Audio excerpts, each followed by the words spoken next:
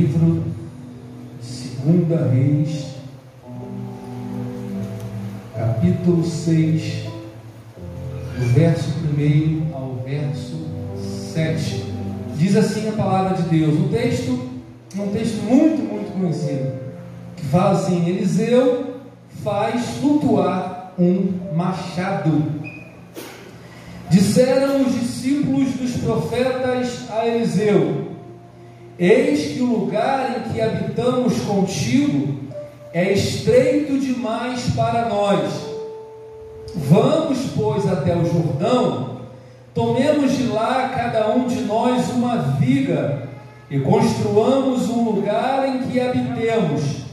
Respondeu ele: Ide.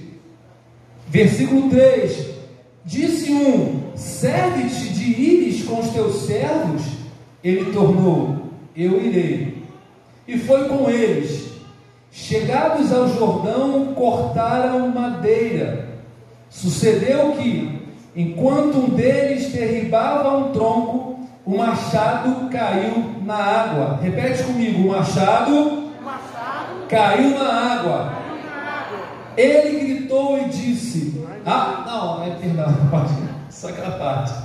Ele gritou e disse: Ai, meu Senhor, porque era emprestado.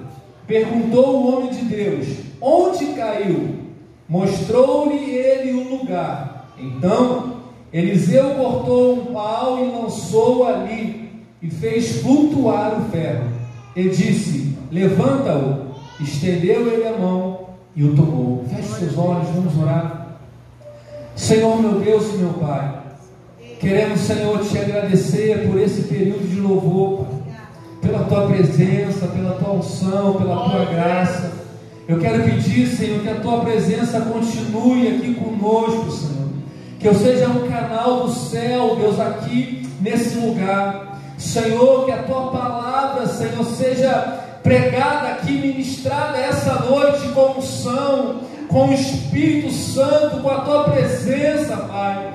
Fala aquilo que precisamos ouvir, fala aquilo que necessitamos de ouvir. Se alguém chegou aqui essa noite com o coração endurecido, Pai, o Senhor é um martelo que esmiuça a penha, Pai. Então, Senhor, que os nossos corações estejam, Senhor, abertos, a nossa mente aberta para ouvir a tua palavra aqui essa noite, e que a tua palavra possa gerar frutos na nossa vida, e que haja mudança em nós a partir de hoje, para a glória, honra e louvor do teu nome. Amém e amém, Jesus. O texto que eu acabei de ler narra uma história muito conhecida, mas uma história que retrata um pouco a nossa vida.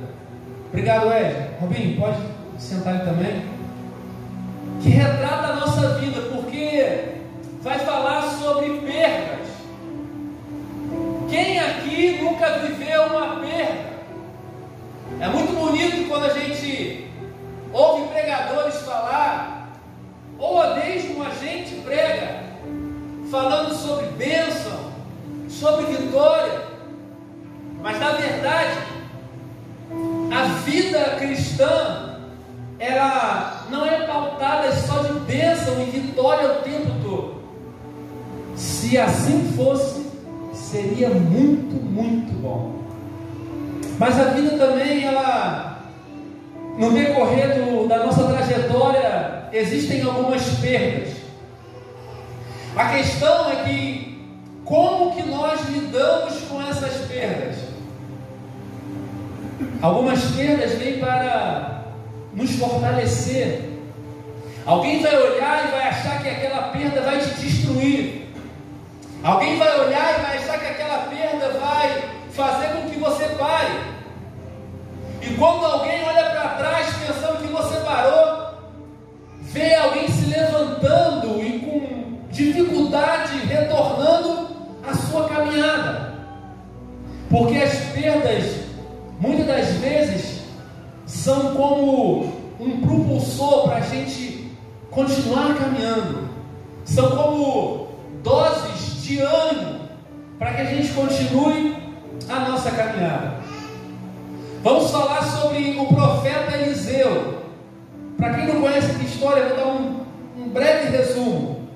Eliseu foi o sucessor do profeta Elias. Quem foi Elias, pastor?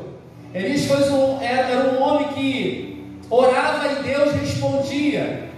Era um homem que falava algo na terra e Deus dava ok no céu. Pastor, esse Elias é. Elias é um homem que ora e faz fogo descer do céu. Elias ora e uma jovem já morta é ressuscitada. Esse é Elias. Um nível de intimidade com Deus muito profundo, muito alto, um nível muito alto com Deus.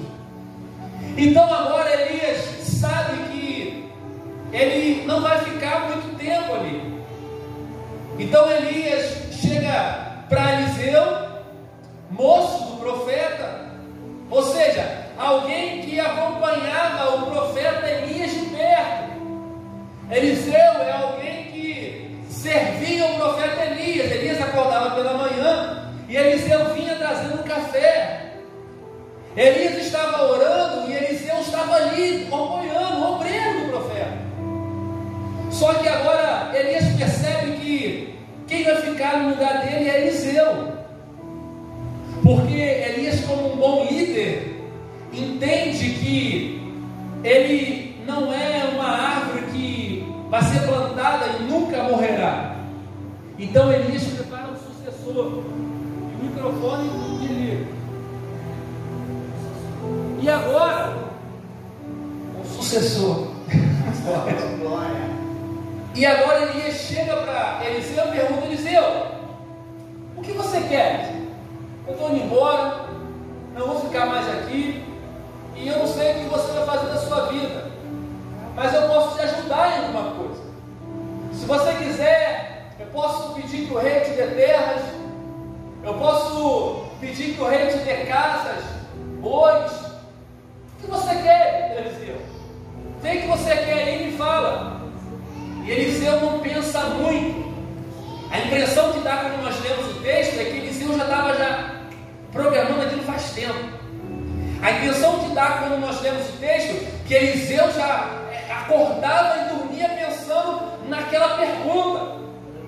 Eliseu chega para o profeta e diz assim: olha, Elias, eu quero dupla unção da tua vida.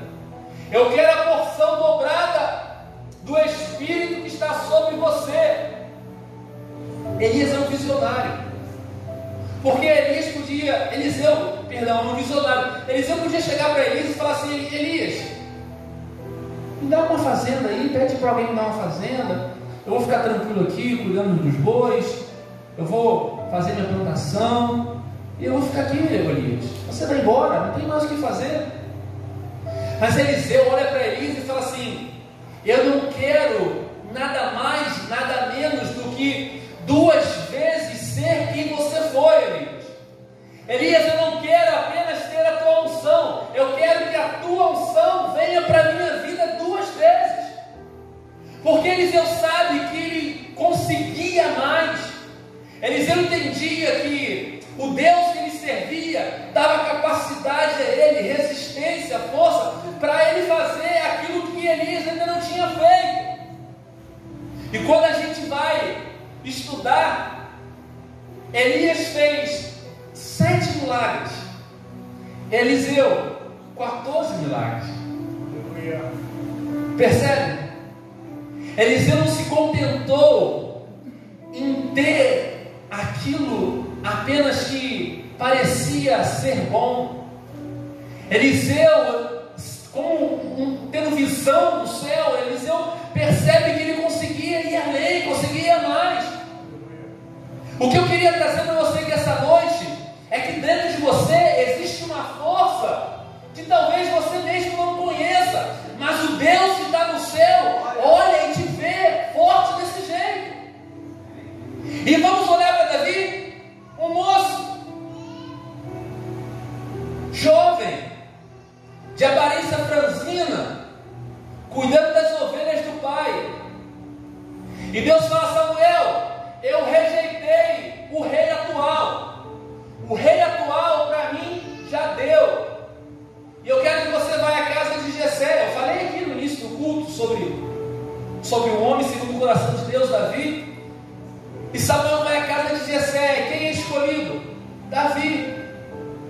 no cantinho. Quando Samuel chega, percebe que o pai chama todos os irmãos e chega ao ponto de esquecer Davi.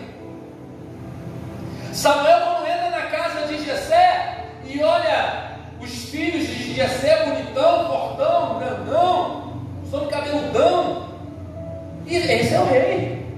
Esse não. Aí Deus fala, Samuel, não, esse não é rei. Aí vem outro, esse aqui é. Olha o tamanho do bíceps desse filho de Jessé. Gente, isso é um manicol academia. Deus, não. Chega ao ponto que acaba os filhos e o profeta diz assim, Jessé, acabou, não tem mais, porque Deus falou que não é nenhum deles. E a Bíblia vai falar que Jessé lembra assim, tem um lá no campo.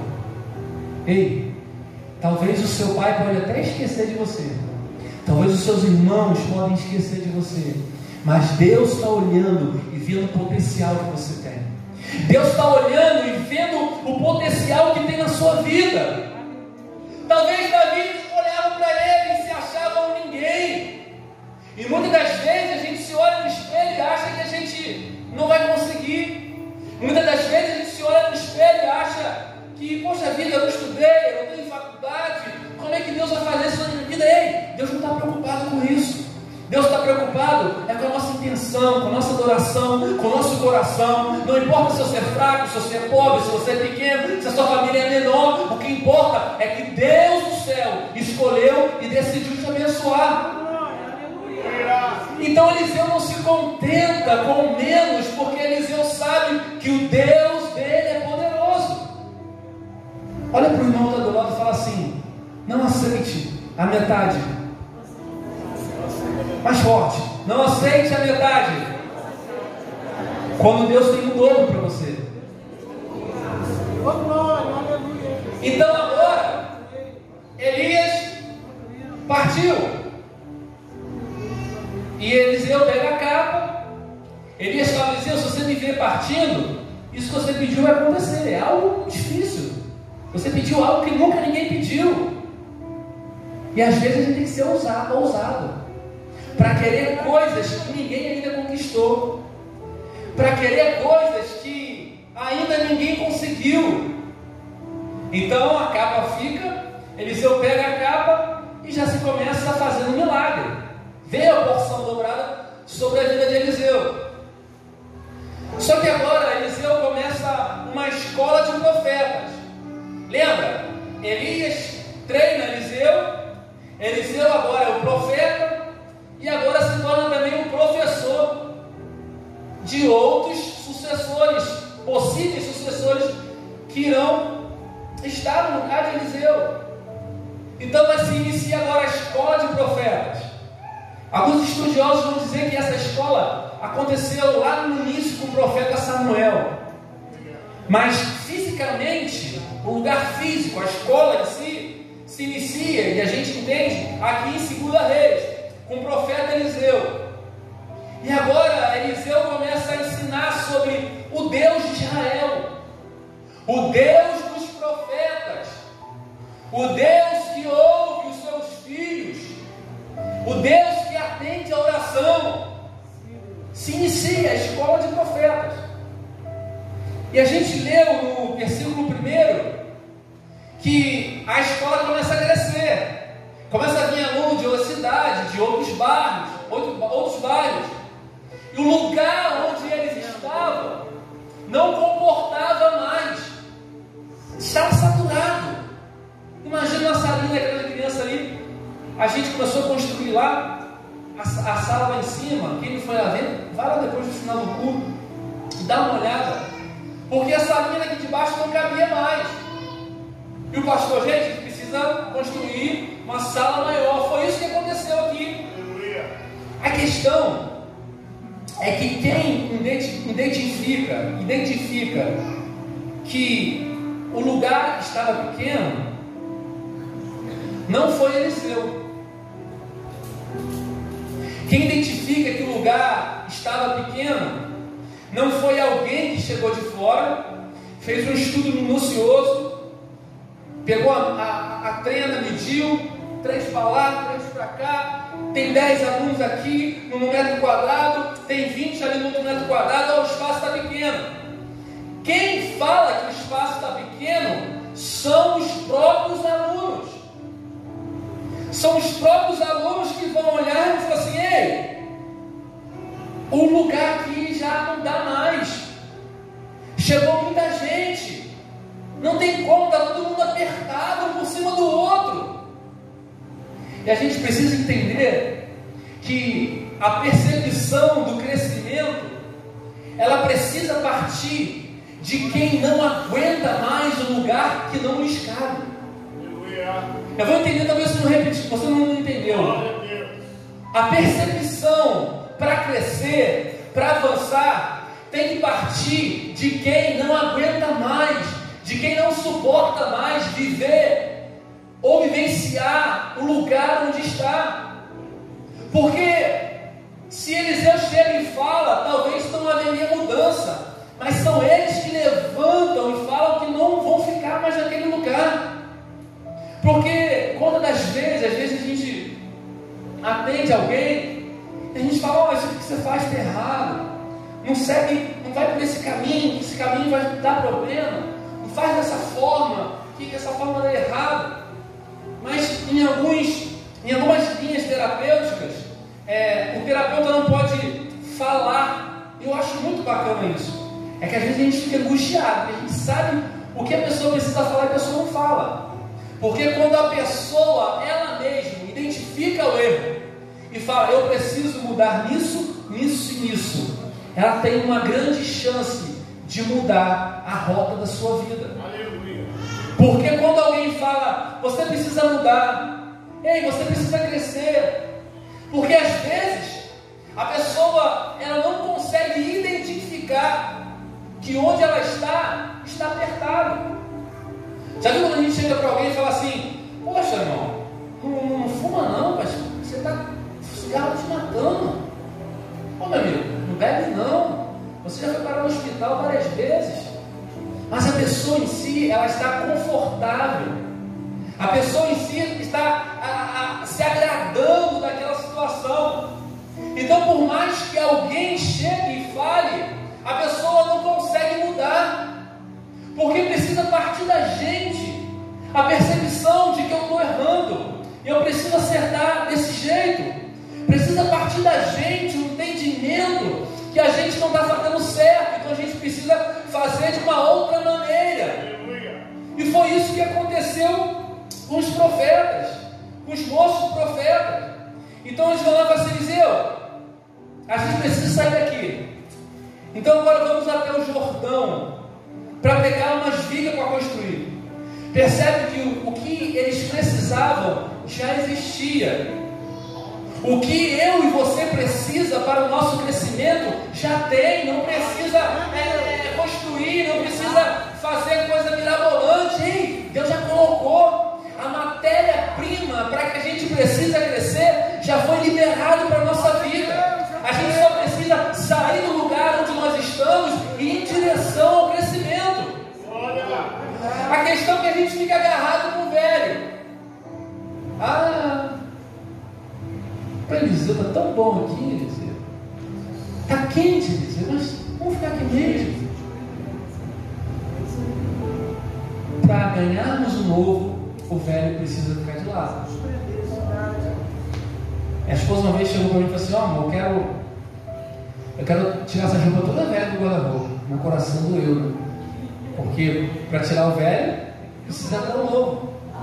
Então eles deixam aquele lugar pequeno e saem em direção a algo grande. Percebe que houve uma ação de movimento. Porque se a gente quer algo grande, a gente precisa se movimentar para aquilo que é grande. Se a gente quer crescer, a gente precisa se movimentar em direção ao crescimento. Já viu pessoas que falam assim: poxa, eu não estou bem, eu não estou legal desse jeito, onde eu estou não está bem, mas a pessoa não faz nada. Poxa, eu estou fora de forma, estou bacana, mas a pessoa não toma atitude, a pessoa não se move em direção a fazer alguma coisa. A gente precisa tomar cuidado para a gente não ficar acomodado no espaço pequeno, que não nos cabe mais. que não é mais para a nossa vida. Então a gente precisa se mover, se mexer para ir em direção àquilo que Deus tem para nós. E agora eles vão ao Jordão, mas antes de ir, eles chegam para Eliseu e falam: Eliseu, só tem uma questão. A gente queria que você fosse com a gente. Em minhas palavras, porque você é um cara visionário, Eliseu. Você, essa escola de profeta começou com um, que era você, hoje tem um monte, nós estamos crescendo. E eu quero estar perto de você. E a gente precisa estar perto de pessoas que querem crescer. Porque quem não quer crescer, ela te segura para que você não cresça. Porque quem não quer avançar, te trava para que você não avance. Então os outros falam: Eliseu, que você venha com a gente, Eliseu. Porque você é um visionário e porque você é um homem de Deus. Deus fala com você, a presença de Deus está com você. E a gente precisa entender que para o crescimento sadio, nós precisamos que a presença de Deus venha conosco. Para que o crescimento não seja, como não se cresce, fala, se incha. Para que o crescimento não seja um inchaço, nós precisamos trazer a presença de Deus para junto de nós. Por que trazer a presença de Deus? Porque ela é garantia de vitória. Ela é garantia de que, quando as coisas saírem do lugar, a presença de Deus vem e ajeita. Ela é garantia de quando a gente tropeçar e cair, a presença de Deus vem e nos levanta. Não tem como a gente avançar e deixar para trás a presença de Deus. Coisas velhas ficam para trás, mas a presença de Deus nós carregamos junto conosco. Eles não abrem mão da vida, da presença, da ausência da presença de Deus. O profeta Eliseu. Outra coisa que a gente vai aprender: até então ninguém tinha construído uma escola de profetas. Até então ninguém tinha feito algo parecido com aquilo ali, algo inédito. Para acontecer o inédito na nossa vida, a gente tem que olhar para a situação e falar assim: eu não sei como vai acontecer, eu não sei como eu vou fazer. O que eu sei é que eu não aguento mais essa situação. Eles só conseguiram fazer algo novo porque eles já não queriam ficar mais naquele espaço pequeno. Aquilo incomodava eles, mexia com eles. Essas coisas que nos atrapalham de crescer, que nos impedem, precisam mexer com a nossa vida, com o nosso sentimento, para que através dessa mexida, dessa inquietação, o crescimento venha para a nossa vida. Vamos analisar? A criança no ventre da mãe, se ela não romper, ela não cresce. A criança começa a crescer, o feto começa a crescer, começa a se movimentar, em determinado momento fica de cabeça para baixo. E o médico vai olhar e fala assim: epa, está na hora de sair. Porque às vezes o lugar é quentinho, é confortável, mas atrapalha que você cresça.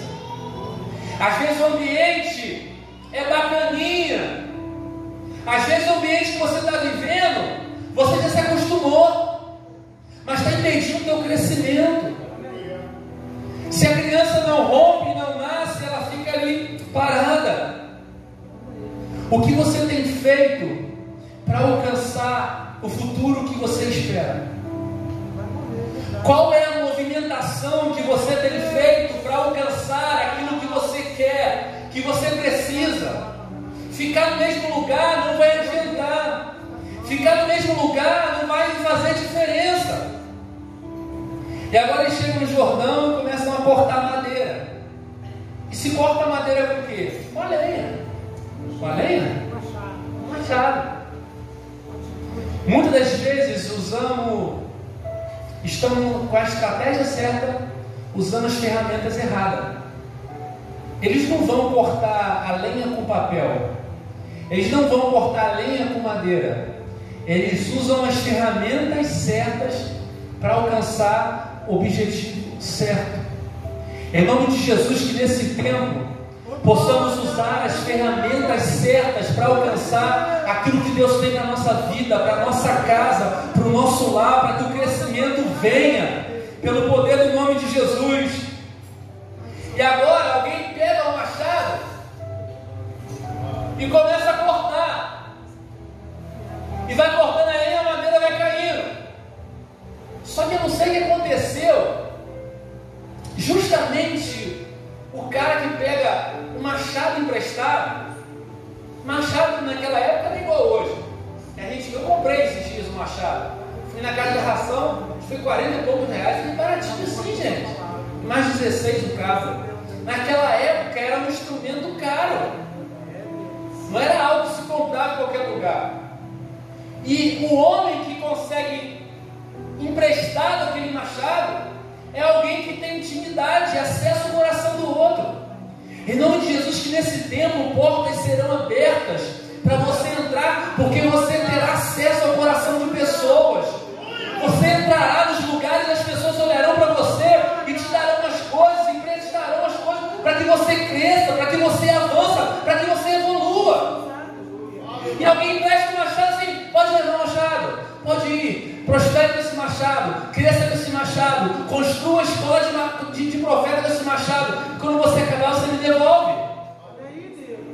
Mas mesmo assim, era emprestado. E o machado cai na água. E o mais engraçado, que quando o machado cai, ele não continua o trabalho. Porque existem pessoas que a ferramenta caiu, a ferramenta se perdeu, só que o movimento continua o mesmo, sendo que os resultados são diferentes. Um cabo de madeira com um machado faz a lenha cair no chão. Agora madeira com madeira só faz barulho e não tem resultado.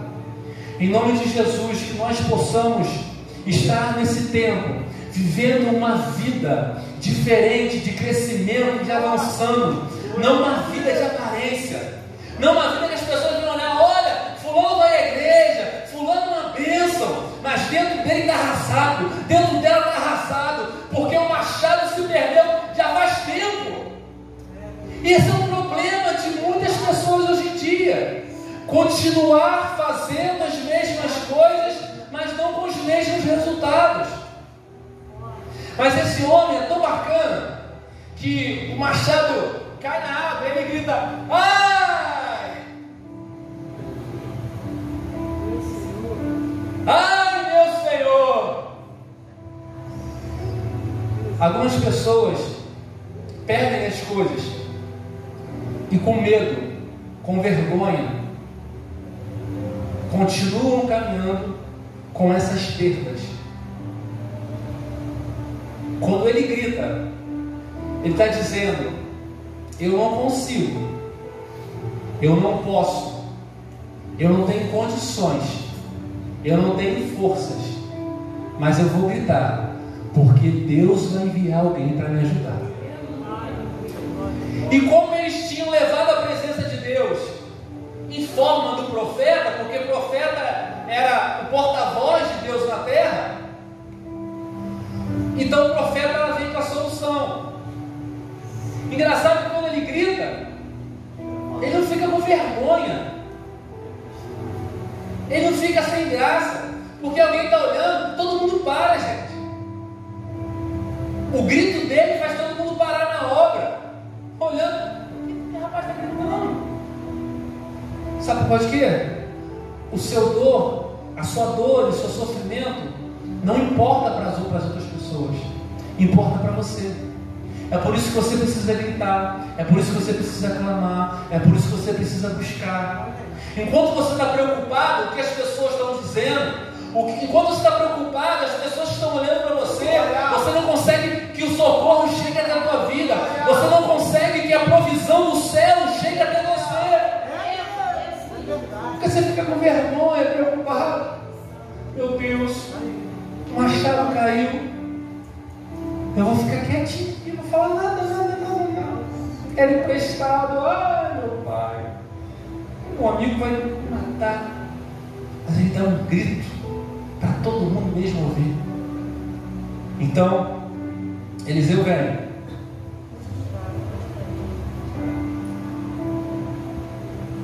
Onde caiu? Profeta, caiu aqui, por favor, me ajuda. E eu acredito que ele deve ter pensado que o profeta, mergulhador nato, nadador de 100 metros, ia entrar, mergulhar. A Bíblia não fala que rio é aquele, se era claro, se era escuro, se tinha jacaré, se tinha um bicho. A questão é que ninguém entra na água. Por mais que ele tenha perdido uma chave e fosse desesperador, porque a obra ia parar, ele teria que acertar contas.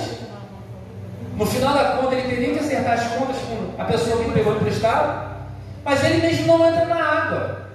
Ou seja, aquela água tinha algum problema para ele não entrar. E por outro lado, Eliseu também não entra. Não me pergunte por quê, talvez Eliseu não sabia nadar, nem ele. O fato é que nenhum dos dois entra na água. E às vezes a gente fica olhando para a situação e achando que não tem jeito. Às vezes a gente olha para alguma questão na nossa vida e a gente fala, puxa vida, isso aqui não tem como. Se perdeu, já era. Adão e Eva no jardim, com toda intimidade com Deus, buscando a presença de Deus. A serpente vem agora e traz o pecado. E talvez o diabo assim, agora perdeu. Adão e Eva perdeu, já era. Aí vem Jesus. O Espírito Santo descerá sobre ti, no seu ventre nascerá um santo, um ente, que irá libertar um povo, salvar a nação. E agora, Jesus cresce, faz milagre, opera maravilha, vai para a cruz, morre, o diabo perdeu, novamente perdeu, agora já era. Mas ao terceiro dia, ele ressuscita, para a vergonha do inferno, e nos dá a vitória. Porque aquilo que a gente acha que não tem jeito, para Deus, ó, é mole. Aquilo que a gente olha e acha que acabou, perdeu, para Deus é fácil. Então o profeta vai, joga um graveto, olha! E o machado, de forma milagrosa, só pode dizer dessa forma, flutua. O machado não flutua. Isso é contra a lei, não flutua.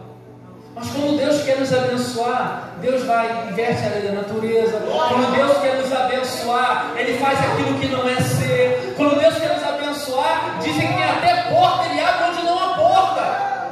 Esse é o nosso Deus, um Deus de vitória, um Deus de bênção, mesmo em meio às perdas. E agora, ele vira para o homem e fala assim, ó, vai lá e pega. Porque tudo aquilo que se perdeu na sua vida, Deus, além de trazer, vai fazer com que você pegue na tua mão novamente. Tudo que é teu, o diabo não vai roubar. Os teus filhos, o diabo não vai roubar. A tua família, o diabo não vai roubar. Tudo aquilo que foi perdido na sua vida, pelo poder do nome de Jesus, Jesus vai resgatar e vai fazer com que você pegue nas mãos novamente para a glória dele. Vamos ficar de pé em nome de Jesus. Obrigado, Deus. Algumas atitudes precisam ser tomadas para que o milagre aconteça na nossa vida. Eu queria orar por você. Eu não sei se alguém aqui essa noite perdeu alguma coisa no meio do caminho. Talvez você consegue ter uma visão de crescimento, mas você não consegue sair do lugar. Você talvez quer alcançar algo novo, mas não consegue deixar o velho para trás. Talvez você tenha ido a lugares, mas tenha esquecido de levar a presença de Deus junto com você. Coisas que se perderam na sua vida. E eu queria que você, se quisesse, viesse aqui na frente. Nós vamos orar.